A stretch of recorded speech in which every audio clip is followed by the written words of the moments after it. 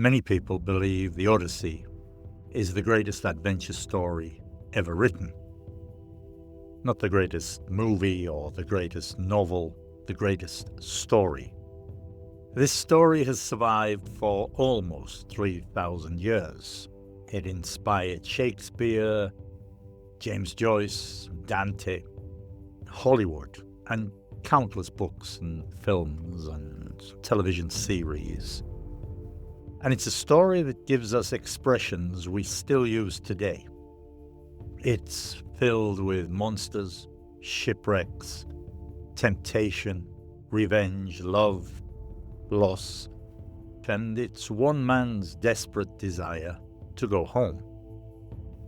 So we're going back almost 3,000 years to ancient Greece to meet one of literature's most fascinating characters, a man who wasn't the strongest warrior, he wasn't the bravest, he wasn't really the most honorable, but he was almost certainly the cleverest. His name was Odysseus. This is his journey. Now, before we start, this is before the movie comes out, and so what's shown of this in the movie, I have no idea. But anyway, I'm Gary, I'm British. I've spent the last 16 years, since 2010, living and teaching here in Colombia. That's where I am today, teaching hundreds of Spanish speakers to move from simply studying English to actually speaking English. That's what we're going to do today. We're not going to stop every 2 minutes to study grammar. We'll learn English naturally through one of the greatest stories ever told. As new vocabulary appears, I'll explain it. When we hear useful phrasal verbs, we'll stop briefly and look at them. If an idiom appears naturally in the story, we'll learn it together. From time to time, we'll pause to notice interesting grammar that native speakers actually use all the time. So by the end of this episode, you won't simply know more about ancient Greece or Odysseus. You'll also have learned English that you can immediately start using yourself. So, before we meet Odysseus, we need to talk about someone who's even more mysterious, really. A man called Homer. Or perhaps someone called Homer, because we don't actually know who Homer was. We don't know exactly where he lived. We don't know exactly when he lived. We don't even know whether it's one single person who wrote both the Iliad and the Odyssey. Ancient tradition attributes both epics to Homer. I'll explain to attribute something shortly. But modern scholars, they continue to debate their authorship and composition. So one of the greatest works in human history was written really by someone whose identity remains a mystery. Right, to attribute. When we attribute something to someone, we believe they created it or were responsible for it. An example could be the painting is attributed to Leonardo da Vinci. This poem, that's what this is, the Odyssey is a poem, is traditionally attributed to Homer. It doesn't necessarily mean that we are completely certain. It simply means that's the accepted belief. Now, most historians, they believe these poems first existed as oral stories. That means they weren't written down. Instead, they were spoken or performed, remembered. They were passed from one generation to another before eventually being written down centuries later. So this is not a 2-minute story. This is over 12,000 lines of poetry, which seems almost impossible to memorize something like this. Yet for hundreds of years, that's exactly what these storytellers did. They were very skilled at this. An oral tradition is a way of preserving stories or history or culture by speaking rather than writing. To give you an example, many indigenous cultures have strong oral traditions, and the Odyssey grew out of an oral tradition. Maybe that's one reason why these stories feel so alive. They weren't originally meant to be read silently. They were meant to be heard, I suppose, like a podcast. To understand the Odyssey, you first need to understand what came before it. I'm talking about the Trojan War. According to Greek mythology, the war began because a Trojan prince named Paris, he fell in love with, or maybe he kidnapped, Helen. She was the wife of the Spartan king, and thousands of Greek warriors, they sailed across the Aegean Sea to bring her home. They fought for 10 years outside the walls of Troy. Many of Greece's greatest heroes became legends there in that war: Achilles, Odysseus. But unlike Achilles, Odysseus wasn't famous because of his incredible strength. He was famous because of his mind. He was what we call cunning. This word appears again and again when people describe Odysseus. Cunning. A cunning person achieves their goals through intelligence, say clever planning or sometimes deception. If you notice the difference here, intelligence is usually positive. Cunning can be positive or slightly negative. We say the fox is a cunning animal. Odysseus was famous for his cunning. She came up with a cunning plan, for instance. In fact, when we look at this period, the Greeks believed it was Odysseus, not Achilles, who ultimately won this war by inventing the Trojan horse, a giant wooden horse left outside the city walls. The Trojans believed it was a gift. They pulled it inside their city. You've heard the story. During the night, the Greek soldiers climbed out. They opened the gates, and Troy finally fell. There's an idiom here, to think outside the box. This modern idiom, it fits this story perfectly.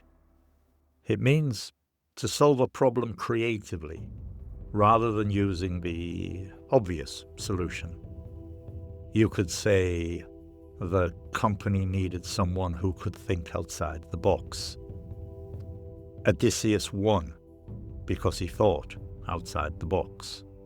So after 10 years of war, it came to an end. Odysseus didn't dream about becoming richer or more famous or conquering more cities.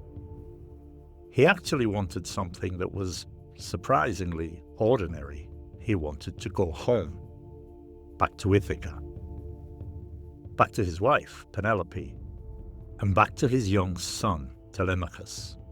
There's something human about that. Despite all his victories, his greatest ambition was simply to walk through his own front door again. We say there's no place like home. You've probably heard that. It means that nowhere feels as comfortable or safe or meaningful, if you like, as your own home. As an example, after 6 months abroad or overseas, there really was no place like home. Odysseus would certainly have agreed with this saying. But he made mistakes. Odysseus gathered his ships, his crew, their supplies, everything was finally ready, and the thinking was the journey home would only take a few weeks. Instead, it would take another 10 years. Life, I suppose, is sometimes like that. We make plans, everything appears straightforward, and then something completely unexpected changes everything. One of the most common travel phrasal verbs is to set off. It means to begin a journey. You'll hear they set off early this morning. And Odysseus set off for Ithaca. Native speakers use this phrasal verb constantly, to set off. So he leaves Troy and he stopped at the land of the Ciconians. His men successfully collected supplies, but they didn't leave immediately. They stayed too long. And the Ciconians, they regrouped. More warriors arrived, and Odysseus lost several men before he finally escaped. I suppose from this you can learn that you need to know when to leave. That's just as important as knowing when to arrive. An idiom we use here, we say quit while you're ahead. This means stop before your situation gets worse. You could say they had already won. They should have a good idea in the past, but it didn't happen. Should have. They should have quit while they were ahead. It's an expression we often use in gambling and in business and everyday life, I suppose. As Odysseus sailed home, he could almost imagine Ithaca appearing on the horizon. Then, without warning, the sky darkened, the wind strengthened, and massive waves crashed against the ships, and a violent storm pushed them completely off course. Of course, literally, it means moving away from your planned route. But figuratively, we use it for life. When we say the storm pushed the ship off course, that's pretty obvious what it means, off direction. We could say the pandemic pushed many businesses off course. Anyway, eventually they reached a strange island. At first, everything looked peaceful. Trees, friendly people, fresh fruit. It was exactly what they needed. These sailors were exhausted at this point. It was just what they needed, or so they thought. Now, the inhabitants of this island, they welcomed them. Instead of attacking, they offered food. They offered fruit from the lotus plant. And some of Odysseus's men, they happily accepted this. But within minutes, everything changed. The men who'd eaten this fruit, they forgot their homes, they forgot their families, they forgot Ithaca, where they were headed. They actually forgot everything they had ever wanted. All they actually wanted now was to stay there, in that location, forever. I suppose it's a fascinating idea. The greatest danger wasn't a monster anymore. It wasn't violence. It wasn't war. It was forgetting your purpose. When we use the word temptation, a temptation is something attractive that persuades you to do something you probably shouldn't do. And in this case, the lotus fruit represented temptation. You might hear people say, chocolate is my greatest temptation. So if you notice something, although this story is nearly 3,000 years old at this point, it still feels modern. Maybe today's lotus fruit isn't actually fruit. Maybe it's endless scrolling on social media, or spending hours watching videos when we should be studying or doing something else. Perhaps it's always choosing comfort instead of progress. I suppose the monsters change. Human nature doesn't. To lose sight of something, by the way, this means to forget what is really important. We say don't lose sight of your goals. And in this case, the sailors, they lost sight of their purpose. Odysseus immediately understood this danger. He physically carried his men back to the ships. They protested. They wanted to remain, but Odysseus refused. Sometimes good leaders make decisions that other people dislike. Maybe because they can see dangers that others cannot. So they escaped the island of the Lotus Eaters.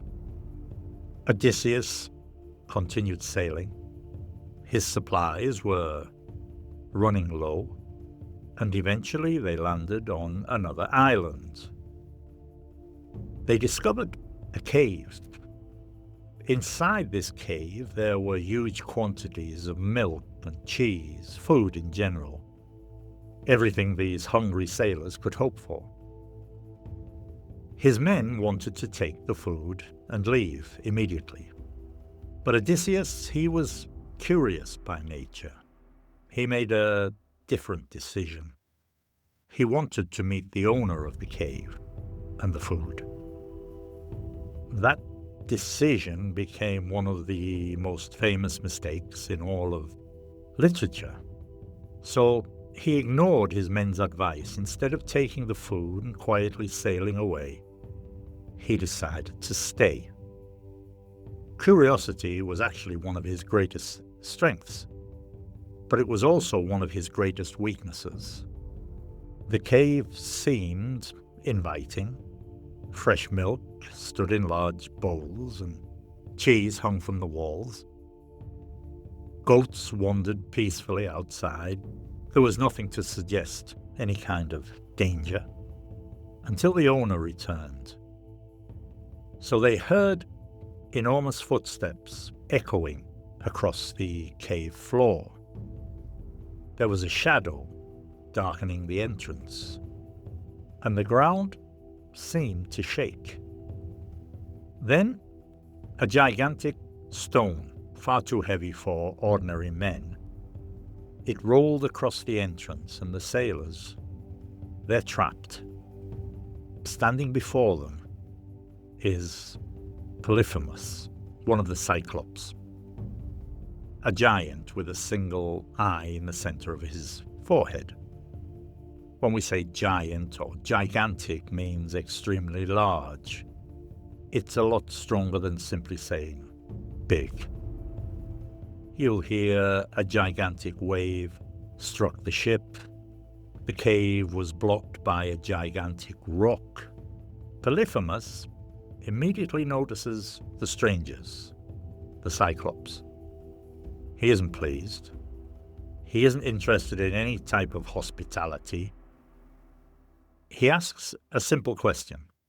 Who are you? Odysseus explains that they are sailors returning home from Troy. Troy, by the way, is where modern-day Turkey is today.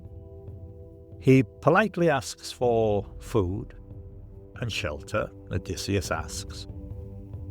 And this request would have sounded perfectly reasonable to a Greek audience. Because to the Greeks, hospitality wasn't simply considered good manners. It was sacred. The ancient Greeks actually had a word, xenia or xenia. It referred to the sacred relationship between a host and a guest. If someone arrived at your home, especially a traveler, you were expected to welcome them, feed them, protect them.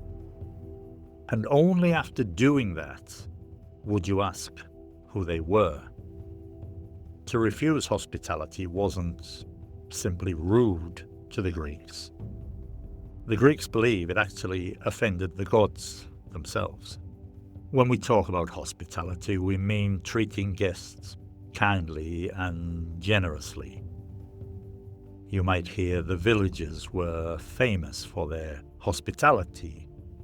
Thank you for your wonderful hospitality. Native speakers often say they were incredibly hospitable. That's the adjective, hospitable. So the Cyclops, he couldn't have cared less. Instead of welcoming his visitors, he picked up two of Odysseus's men, and he ate them, just like that, without hesitation. So you can imagine the horror inside that cave. One moment your friends are standing beside you, the next, they're gone. And all this time the entrance is blocked. There's no escape. When we talk about hesitation, we mean a short pause before acting. You could hear, "She answered without hesitation," or "He hesitated before making his decision." Notice how English often contrasts these expressions. Without hesitation, that means immediately. After some hesitation, well, that means after thinking carefully. So let's think about Odysseus. Could he simply kill the Cyclops? Well, no. Even if he succeeded, you still have this enormous stone blocking the entrance. Nobody inside the cave possessed enough strength to move it. This is maybe one of the reasons the Odyssey remains such a fascinating story. Many problems can't be solved through force. Sometimes the obvious solution isn't actually a solution at all. In this case, he couldn't just kill the Cyclops. We say to think on your feet. This means to make intelligent decisions very quickly. Odysseus had to think on his feet. Teachers often need to think on their feet. Native speakers use this constantly, especially when talking about leadership or in interviews or emergencies, to think on your feet. So that evening, Odysseus developed a plan. Not a perfect plan, but perhaps maybe the only possible plan. First, he offered the Cyclops, Polyphemus, strong wine, and the giant had never tasted anything like it. He drank eagerly. Then he asked Odysseus a question: "What is your name?"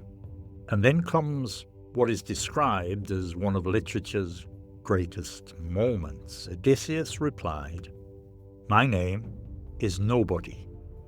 When we talk about a disguise is something used to hide your true identity. For example, she wore a disguise. His false name became a kind of disguise. Now, obviously, Odysseus wasn't really called Nobody. He was creating what we call a verbal trap.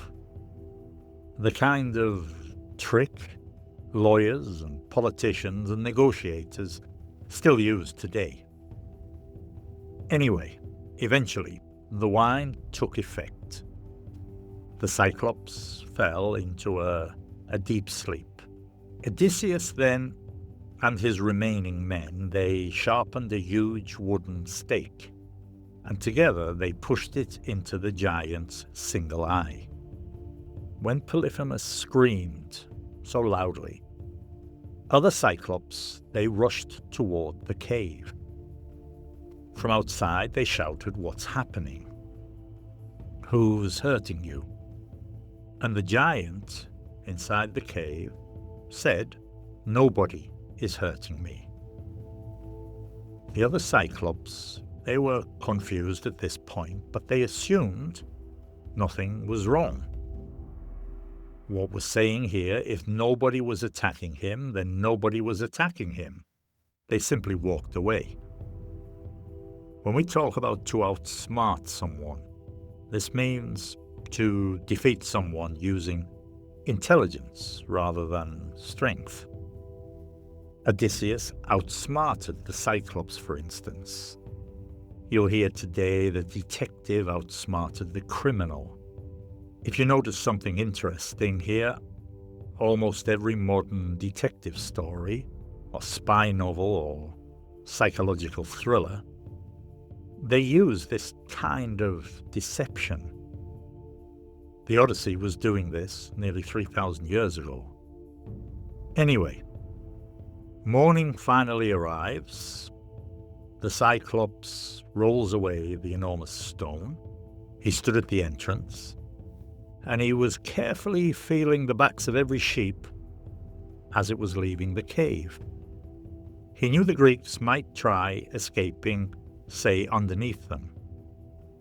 What he didn't realize was that Odysseus had tied each man beneath the sheep's wool, the thick wool. The giant, he felt the animals' backs, and the sailors escaped unnoticed. They were tied to the sheep in a way that the Cyclops couldn't feel them. We have a phrasal verb here. It's to get away with something. This means to succeed after doing something risky, if you like, or wrong, without being caught. Odysseus, we can say, got away with his plan. You might hear he thought he could get away with cheating, or he thought he would get away with not studying. Sometimes people ask why Odysseus is admired. Because at this point, you probably realized he lies constantly, and he does. But Greek audiences admired intelligence almost as much as physical courage. This story repeatedly asks an interesting question. Which is more powerful, strength or intelligence? Again and again, they ask this. Odysseus demonstrates that intelligence usually wins. So the Greeks begin rowing away from this island. They're safe. Finally, his crew, they celebrate. Everything has worked perfectly. And the story could almost end there, right there. But then Odysseus makes a mistake. Maybe the greatest mistake of the whole journey. He can't resist boasting. To boast means to speak proudly about your achievements. You might hear he boasted about his success, or she never boasts. Usually the word boast carries a slightly negative meaning. So as the ship sails away, Odysseus shouts back, "Cyclops, if anyone asks who blinded you, tell them it was Odysseus, king of Ithaca." And his men, they immediately panic, because there was absolutely no reason to reveal his real identity at this point. The danger had passed. The cleverest part of the plan had just been destroyed. We use an idiom here. We say pride comes before a fall. It's an ancient saying. It appears in many cultures. It means excessive pride often leads to disaster. Odysseus should have remembered that pride often comes before a fall. Now the Cyclops knows exactly who attacked him, and he knows something else. The father of the Cyclops is Poseidon, god of the sea. So the Cyclops at this point raises his hands towards heaven and he prays, "Father, make sure Odysseus never reaches home. And if he does, let him arrive alone, having lost everything." It's a curse, one of the most famous curses in literature. And from this moment onwards, the sea itself seems determined to destroy Odysseus. After escaping the Cyclops, Odysseus reaches the floating island of Aeolus, the ruler of the winds. And Aeolus, he welcomes his guests generously. unlike the Cyclops. And for an entire month, they feast together, they eat together, they share stories, rest, recover. And when the time comes to leave, Aeolus offers Odysseus a gift, an extraordinary gift, a leather bag. Inside this bag is every dangerous wind in the world. Only the gentle west wind remains free to carry the ships home. That's the legend. So at that point, the greatest obstacle to getting home is sealed inside a small bag. We've already encountered temptation once, and we see it again here. It returns. The crew begin wondering what's inside the bag. Gold, silver, treasure. So at this point, the story is saying that the monsters aren't always outside. Sometimes they're inside us. Curiosity or greed or impatience or jealousy.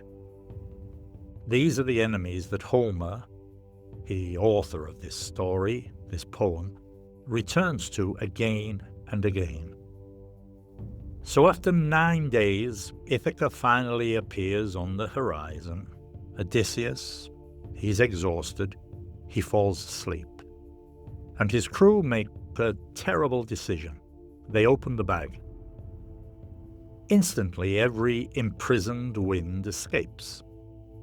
The sea erupts, the ships are blown all the way back to Aeolus. So imagine waking up thinking you've already reached home, or you've almost reached home, only to discover you've lost everything while you were asleep. An idiom that fits here is to snatch defeat from the jaws of victory. This expression means to lose when success was almost guaranteed. The crew snatched defeat from the jaws of victory. We use it in football a lot. You could hear the team was winning 3-0 and somehow snatched defeat from the jaws of victory. At this point, Aeolus refuses to help again. He believes anyone suffering such terrible luck, they must surely have offended the gods. Maybe he's right, because Poseidon has only just begun. Odysseus is about to meet one of mythology's most fascinating characters, Circe. He's going to visit the land of the dead and hear the irresistible song of the Sirens. But anyway, he's survived war, shipwrecks, the Cyclops, storms, the loss of many of his closest companions. Most people would probably have given up at this point, but Odysseus keeps going. And there's something here that's remarkable about human beings. We often discover our greatest strength only after we've been pushed to our limits. There's a word here that describes this. It's resilience. Resilience means the ability to recover after difficulties or setbacks. For instance, children are often more resilient than adults realize. Odysseus showed extraordinary resilience throughout his journey. Now notice that resilience doesn't mean that you never suffer. It means you keep moving forward despite suffering. Anyway, eventually, Odysseus and his remaining crew, they arrive on another mysterious island. This time it belongs to a powerful enchantress named Circe. And at first, everything seems peaceful.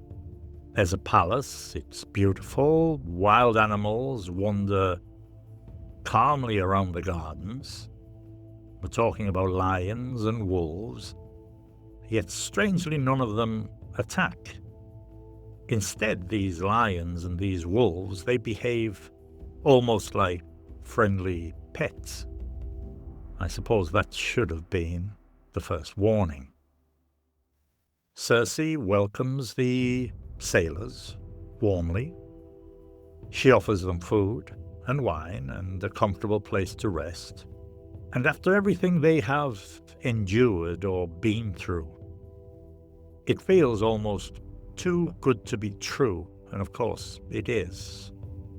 As soon as they finish eating, Circe waves a magic wand, and one by one, the sailors begin transforming into pigs.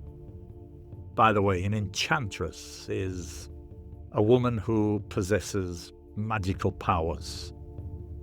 This word sounds a little old-fashioned today. You'll maybe encounter it or find it in fantasy novels or fairy tales or mythology. Now, one sailor, he escapes. He runs back to the ships.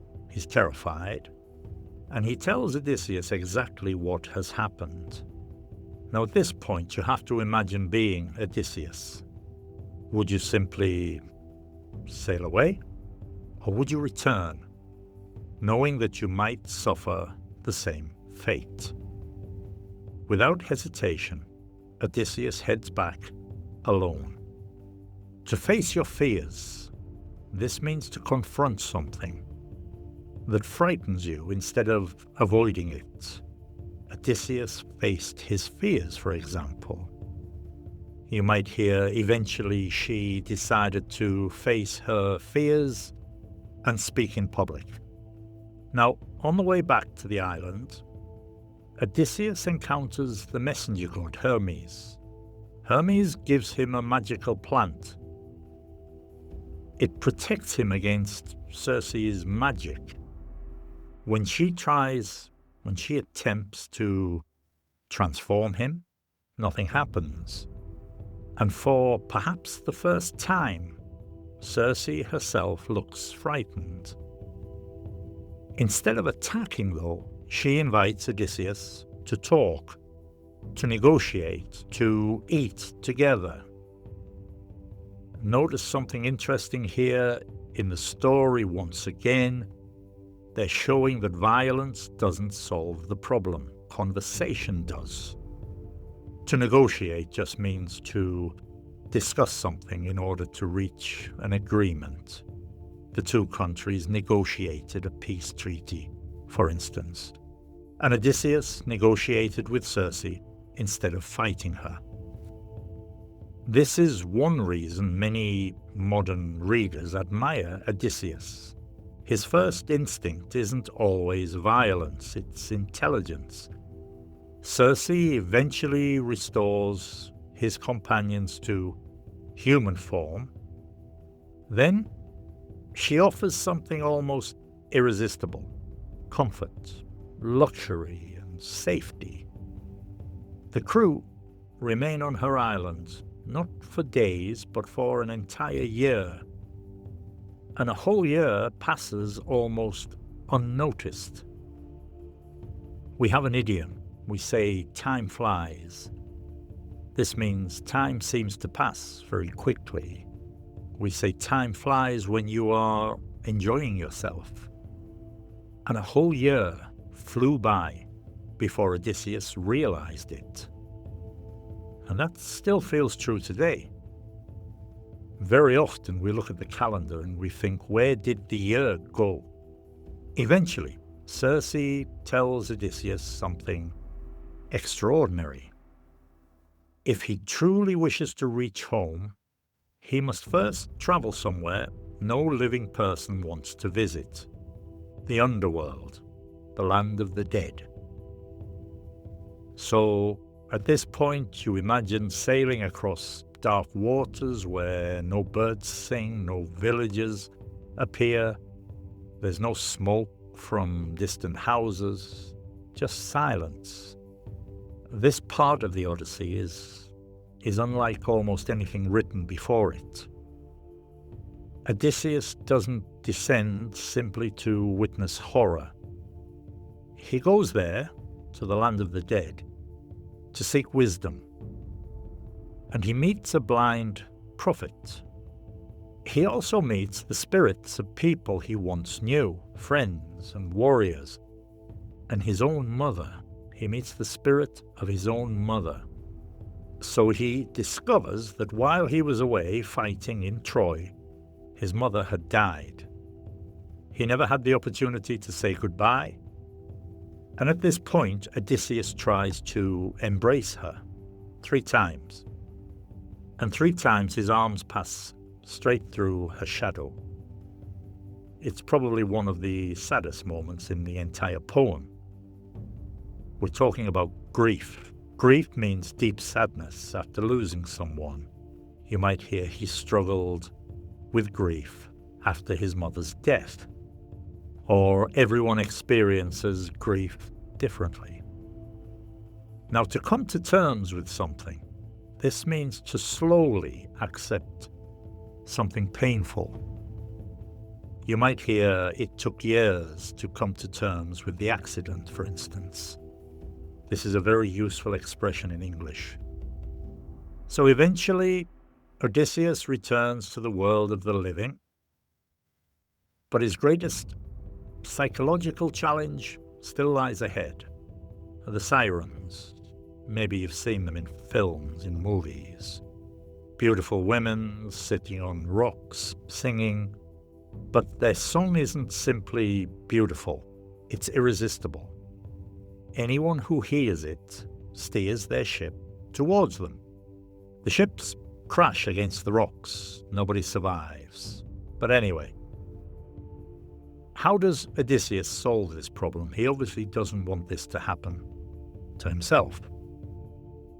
So he orders his crew to fill their ears with beeswax.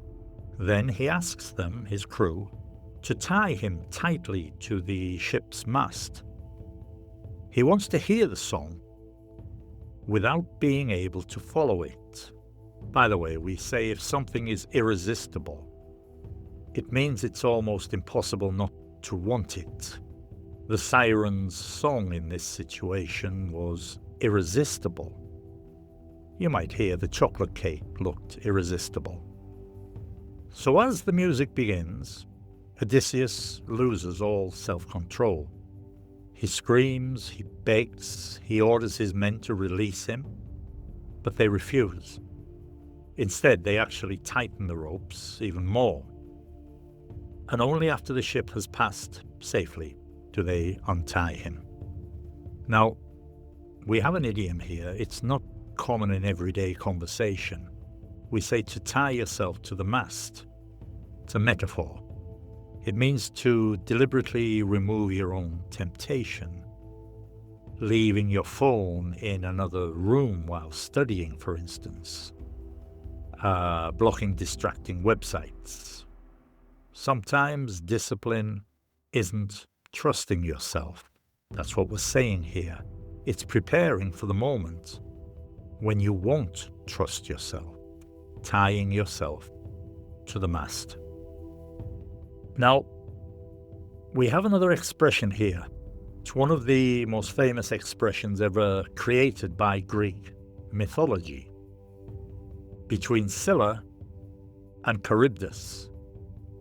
Circe, remember, has warned Odysseus that ahead lies an impossible choice. On one side, Scylla, a terrifying 6-headed sea monster. On the other, Charybdis, a gigantic whirlpool capable of swallowing entire ships. So it means if you avoid one and you move closer to the other, there's no perfect solution, only the least terrible one. Odysseus chooses to sail closer to Scylla. She seizes 6 of his men, but the ship survives. So this ancient expression, it still survives in English. Between Scylla and Charybdis, it means being forced to choose between 2 equally terrible options. It's very similar to another very common English idiom, between a rock and a hard place. You might hear the company was caught between a rock and a hard place, two very, very difficult decisions. And Odysseus found himself between a rock and a hard place. So there's a final warning remaining. The sun god, Helios, he owns a sacred herd of cattle, cows. Circe warns them, and Odysseus warns his crew, whatever happens, don't touch the cattle.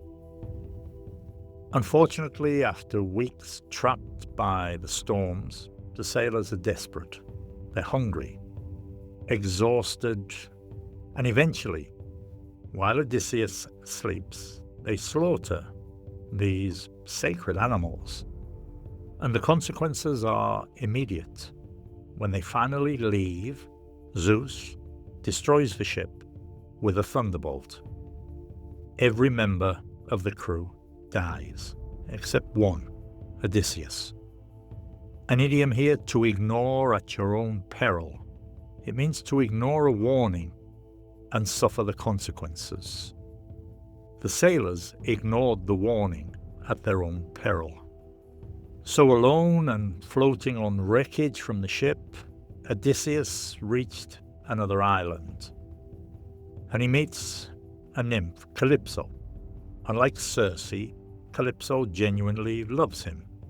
She offers him immortality. So imagine at that point, you've been offered immortality. You never grow old, you never die, you never suffer again. There's just one condition here. You can never leave the island. You can never return home. And Odysseus refused. Why? Because eternity means very little if you must spend it separated from the people you love. So for 7 long years, he remains trapped there with the nymph, Calypso, and he's trapped there until the gods finally order Calypso to let him go.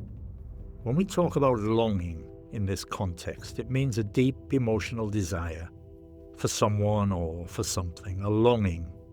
Odysseus never stopped longing for home. You might hear she felt a deep longing to see her family again, for instance. So 20 years after leaving Ithaca, Odysseus finally returns, but almost nobody recognizes him.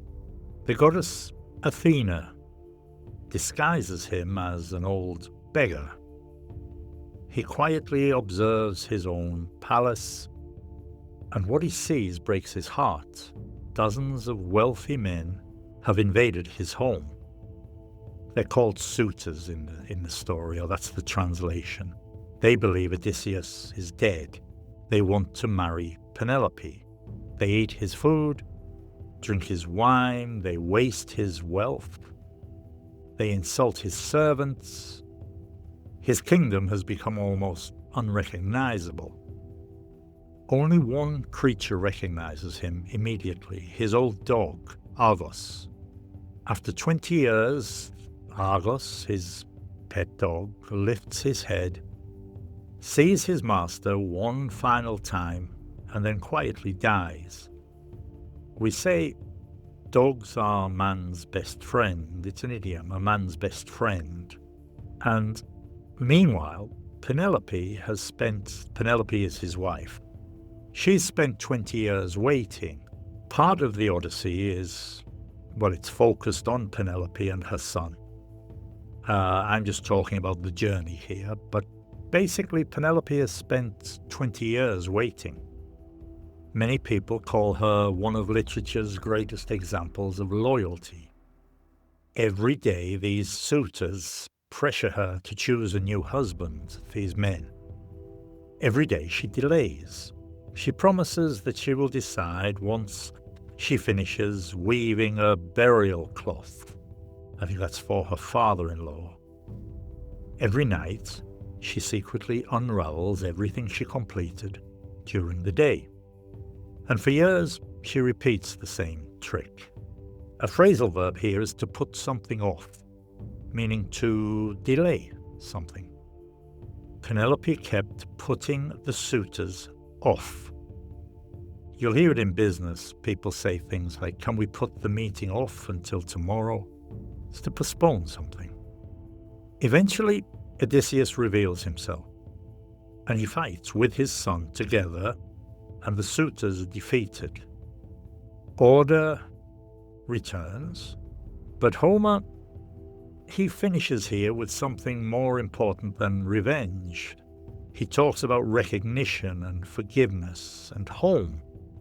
I suppose the Odyssey teaches us that perhaps life's greatest monsters aren't always giants. Sometimes they are pride or things like temptation, impatience, greed, despair, or loneliness perhaps. And sometimes the hardest journey isn't across the sea. Homer talks about becoming the person capable of coming home. He says that wisdom isn't simply knowledge, it's knowing how to use knowledge. Odysseus begins his journey clever. He finishes it wise. There's an important difference. So nearly 3,000 years have passed since audiences first heard this story. In that time, empires have risen, empires have fallen, languages have changed. Technology has transformed the world. Yet the Odyssey continues to speak to us. I suppose that every one of us is traveling somewhere. Every one of us faces temptations and makes mistakes. We lose people we love. We question ourselves. And we hope that one day to find our way home, wherever home is or whatever home represents. Maybe that's why this ancient poem, that's what it is, an ancient poem, maybe that's why it's survived for almost, 30 centuries. It's not because it's about monsters, but because it's about us. Anyway, as I say, the movie is out for release later this week, I think. So thanks very much for listening. This is Listen Global English. Please share, please review, and until next time, keep using your English, keep improving your English, and bye-bye for now.